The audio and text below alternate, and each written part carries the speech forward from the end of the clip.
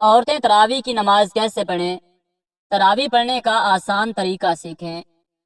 حضرت عائشہ صدیقہ رضی اللہ تعالی عنہا فرماتی ہیں کہ رسول اللہ صلی اللہ علیہ وآلہ وسلم نے رمضان کی ایک رات مسجد میں نماز تراویح پڑھی۔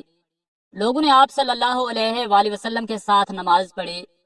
پھر دوسری رات کی نماز میں شرکا زیادہ ہو گئے۔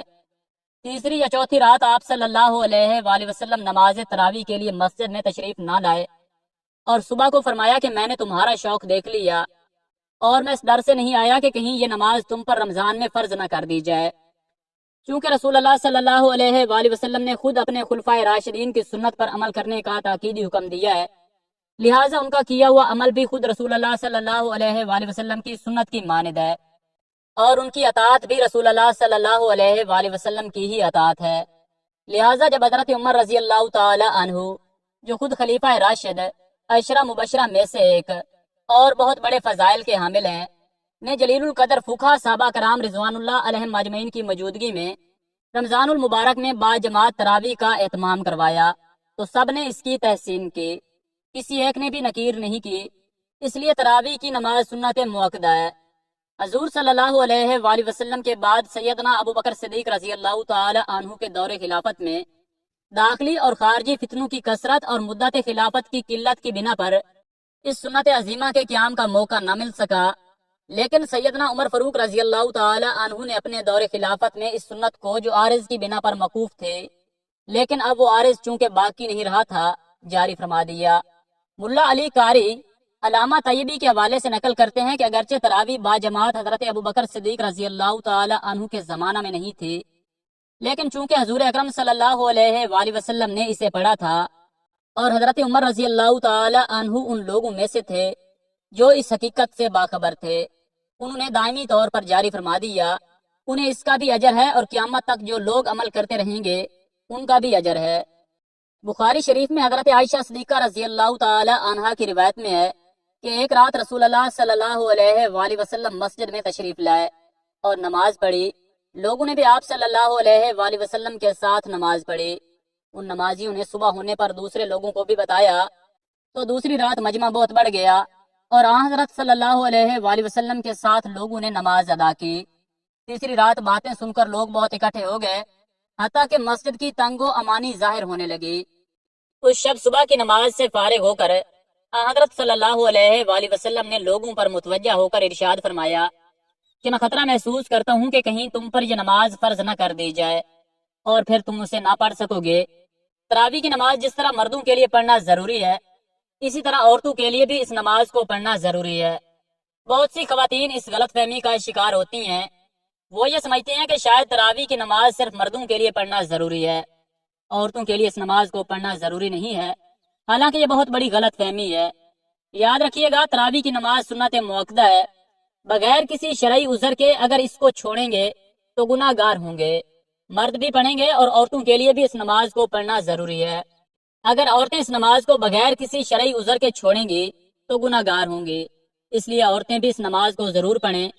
اب مسئلہ یہ ہے کہ مرد حضرات تو مساجد چلے جاتے ہیں جہاں پر باقاعدہ تراویح کی نماز جماعت کے ساتھ ادا کی جاتی ہے، لیکن خواتین گھر کے اندر اس نماز کو کس طریقے سے پڑھیں، اس نماز کے پڑھنے کا طریقہ کیا ہے، اس نماز کی نیت کیسے کریں گے، اس نماز میں کون سی صورتیں پڑھی جائیں گی۔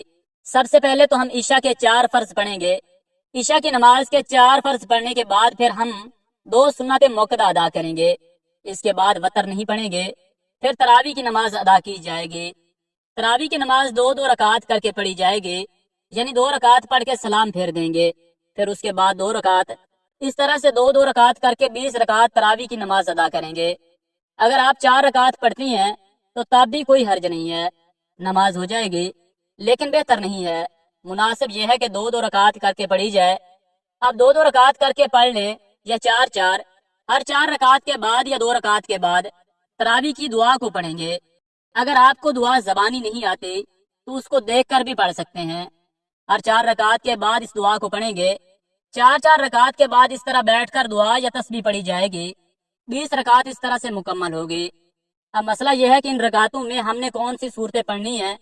ناظرین، اس کے لیے کوئی خاص صورتیں نہیں ہیں، یہ ضروری نہیں کہ یہ صورتیں پڑھی جائیں گی، جو بھی آپ کو قرآن پاک آتا ہے کوئی صورتیں آپ کو آتی ہیں، 10 صورتیں آتی ہیں 10 پڑھ لیں، 5 آتی ہیں 5 پڑھ لیں۔ جب وہ 10 صورتیں ختم ہو جائیں، ابھی تراویح کی نماز باقی ہے تو پھر دوبارہ سے ان کو دہرا لیں، ابھی بھی باقی ہیں تو پھر دوبارہ سے دہرائیں۔ اسی طریقے سے تراویح کی نماز میں جو صورتیں آپ کو آتی ہیں وہ صورتیں پڑھی جائیں گی، اور اسی طریقے سے 20 رکعت تراویح کی نماز ادا کریں گے۔